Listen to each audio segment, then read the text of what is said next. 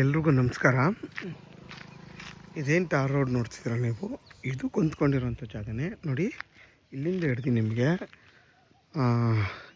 ಒಂದು 2ನೇ ತೆಂಗಿನ ಮರ ಇದೆಯಲ್ಲ, ಆ ಮರ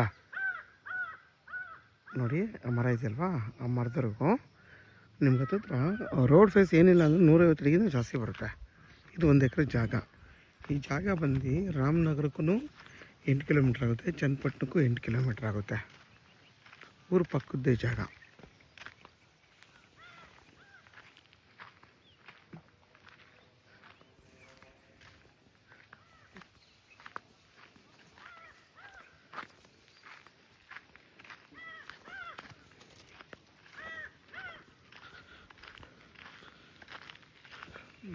ನೋಡಿ, ನಿಮ್ಗೆ ಹತ್ತತ್ರ ಒಂದು 10ರಿಂದ 15 ತೆಂಗಿನ ಮರ ಬರುತ್ತೆ ಈ ಜಾಗದಲ್ಲಿ.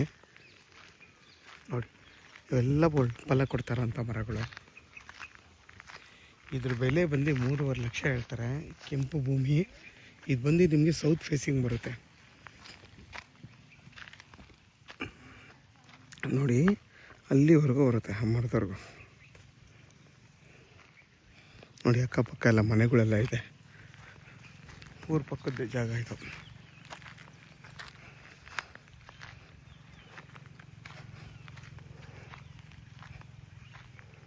ನಿಮಗೆ ರೋಡ್ಗಿಂತ ಹೈಟ್ ಇದೆ, ವಾಸ್ತು ಪ್ರಕಾರವಾಗಿ ರೋಡ್ಗಿಂತ ಹೈಟ್ ಇದೆ ಜಾಗ ಇದು.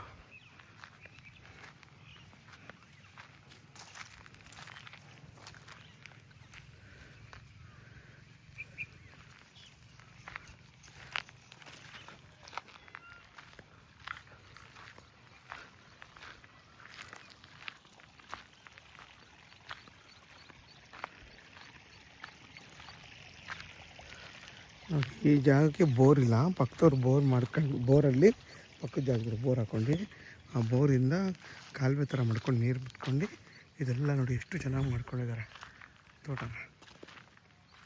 ನೀವು ಕೂಡ ಒಂದು ಬೋರ್ ಹಾಕ್ಕೊಂಡು ಇದೇ ಥರ ಬೇಕಾದ್ರೆ ಮಾಡ್ಬೋದು. ಏಕೆಂದರೆ ಇಲ್ಲಿ ವಾಟರ್ ಸೋರ್ಸ್ಗಂತೂ ಏನೂ ತೊಂದರೆ ಇಲ್ಲ, ತುಂಬಾ ಚೆನ್ನಾಗಿದೆ. ನಿಮಗೆ ಸೇಫ್ಟಿ ಪರ್ಪಸ್ಗಂತೂ ಏನೂ ತೊಂದರೆ ಇಲ್ಲ. ಯಾಕಪ್ಪ ಅಂದರೆ ಊರ ಪಕ್ಕದಲ್ಲೇ ಇದೆ. ನೋಡಿ, ನಿಮಗೆಲ್ಲ ಅಕ್ಕಪಕ್ಕ ಎಲ್ಲ ಮಾವಿನ ತೋಟಗಳು, ತೆಂಗಿನ ತೋಟಗಳು, ಎಲ್ಲ ತೋಟಗಳೆಲ್ಲ ಮಾಡ್ಕೊಂಡು ತುಂಬಾ ಚೆನ್ನಾಗಿದೆ ಜಾಗ ಇದು.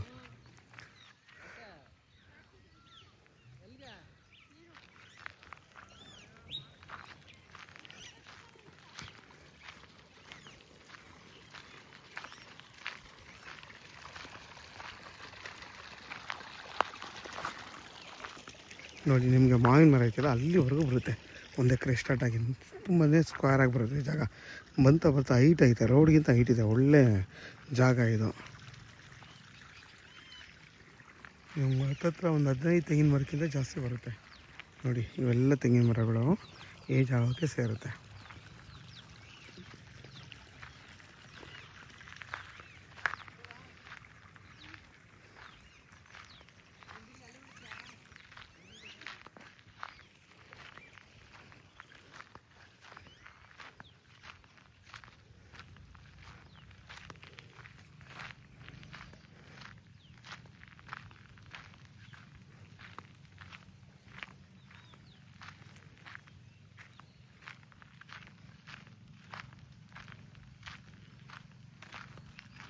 ನೋಡಿ, ಬೆಂಗಳೂರು ಟು ಮೈಸೂರು ರೋಡ್ಗೆ ಆ ಜಾಗದಿಂದ ಬರೀ 2.5 ಕಿಲೋಮೀಟ್ರ್ ಆಗುತ್ತೆ. ನೋಡಿ, ಇದೇ ಬೆಂಗಳೂರು ಮೈಸೂರು ರೋಡು, ಇದಕ್ಕೆ ಬರೀ 2.5 ಕಿಲೋಮೀಟ್ರ್ ಆಗುತ್ತೆ ಆ ಜಾಗದಿಂದ.